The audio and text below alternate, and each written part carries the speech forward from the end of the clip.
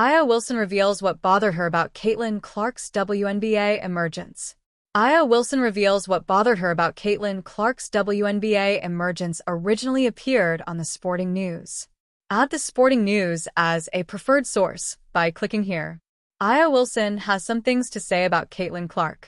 Upon being named Time's Athlete of the Year for 2025, Wilson granted a lengthy interview to the magazine, and she was asked to recall the furor that followed Clark's omission from the United States national team in advance of the Summer Olympic Games in Paris last year.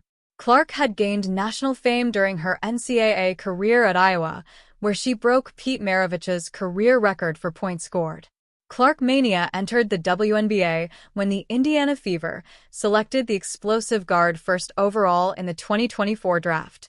Fans called for then-head coach Cheryl Reeve to take Clark to Paris, believing her shooting and playmaking were missing ingredients on a team already filled with gold medal winners. Wilson remembers the debate. It bothered her before and after the U.S. beat France to win the gold medal. That's because Wilson, now a four-time WNBA MVP and a two-time gold medalist, thought some Clark fans too easily wanted to wipe away the accomplishments of players who paved the way for Clark to become a star. It wasn't a hit at me, because I'm going to do me regardless, Wilson told Time. I'm going to win this MVP. I'll win a gold medal. Y'all can't shake my resume. It was more so, let's not lose the recipe. Let's not lose the history. It was erased for a minute. And I don't like that. Because we have tons of women that have been through the grimiest of grimy things to get the league where it is today. The WNBA has come a long way in Clark's 2 professional seasons.